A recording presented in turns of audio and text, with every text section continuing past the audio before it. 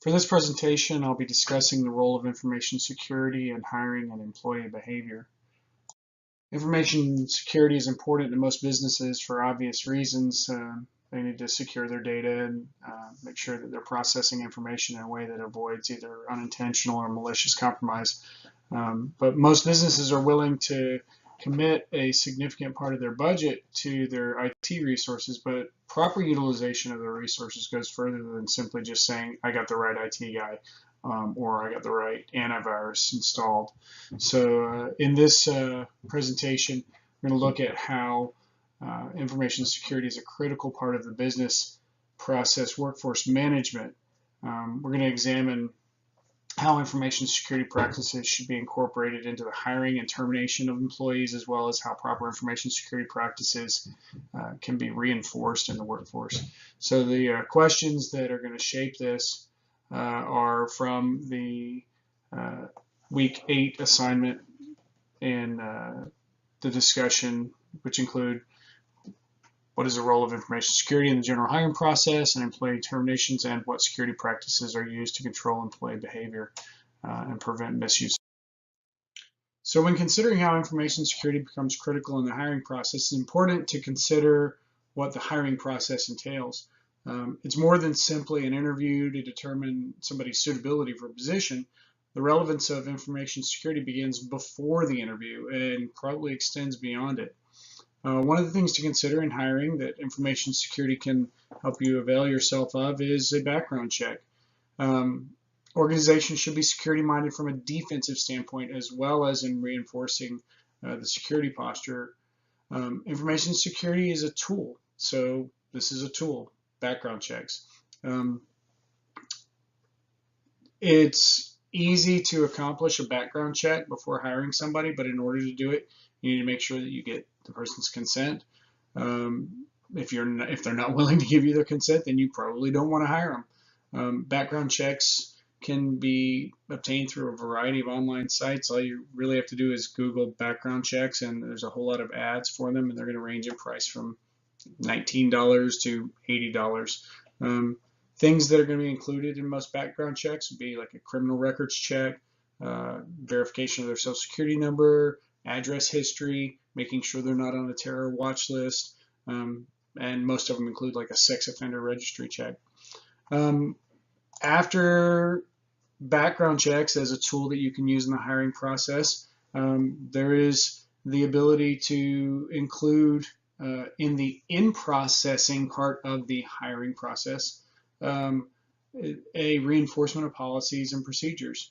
During the in-processing stages of hiring, information security can be emphasized in the form of presenting these agreements or an acknowledgement of how the employee needs to adhere to certain policies. That way, when the time comes that they have to decide what the right thing to do is, they'll have had that information up front. But a security advisement should consider things such as defining what the responsibility of the employee should be as a user of an information systems. They need to acknowledge different policies that you have in writing, which you should present to them at the time of the in-processing. Just some general acknowledgments, things that have to do with physical security, or maybe what they're going to do with their card reader, or things that allow them to obtain access to the building. How to report incidents when they see it, just different acceptable use policies that they're going to have within the facility. So again, in the hiring process, reinforcing security policies. The next element of in the hiring process that this could be applicable as well would be in presenting the training. There's nothing that says that you can't give your prospective employees or your new hires security training during in-processing. That can just be a foundational element of what it is that you introduce. So information security in the hiring process can include information security training. Moving on into firing the employee though, what does information security have to do with this? There's several information security elements that need to be considered during the termination process for an employee. It could be termination for cause, or it could be somebody needs to retire. The security has to be maintained through the life cycle of information security. So it goes beyond most employees' tenure. Proper termination procedures are important for more than just security too. They go a long way towards making sure that you're not liable for a lawsuit if somebody determines that you didn't fire them correctly. So using a severance and release agreement can also, or can often limit liability. But in the process of firing an employee, since that's part of the task for discussion, you need to consider handling conflict.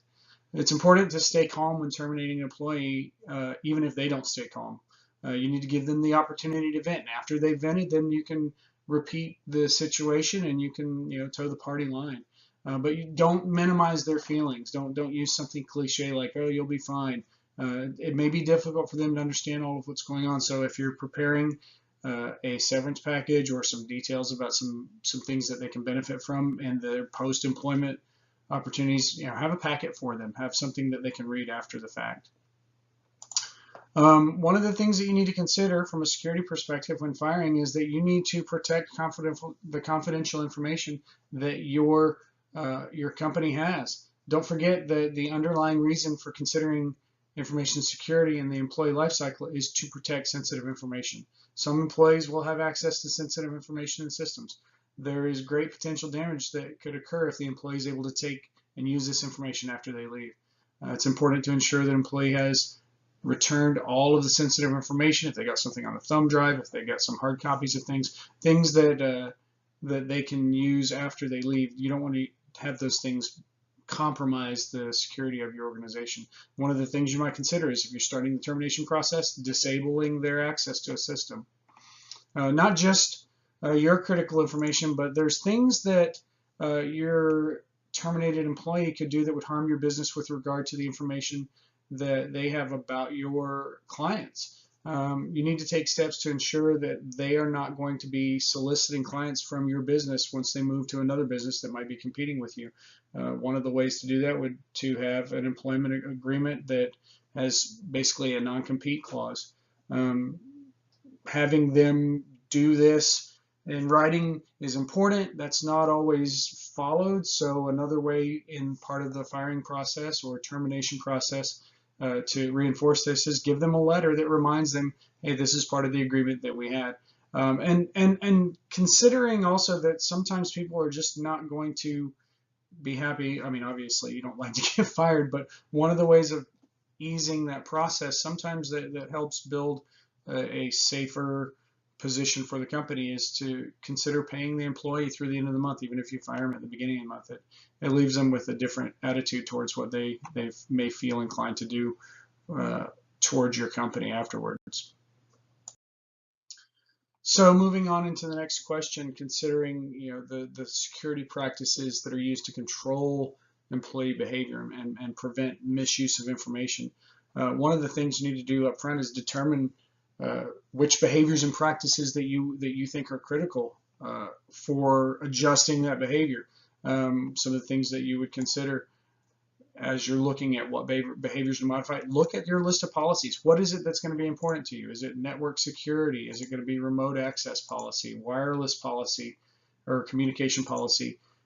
Technology, equipment disposal policy, antivirus guidelines, internet usage, personal communication device policy, removable media policy, social engineering awareness policy, employee internet use, monitoring and filtering policy. There's so many things to consider. You need to decide when you're considering what behavior modifiers that you want to employ, what is your focus going to be? So consider that up front.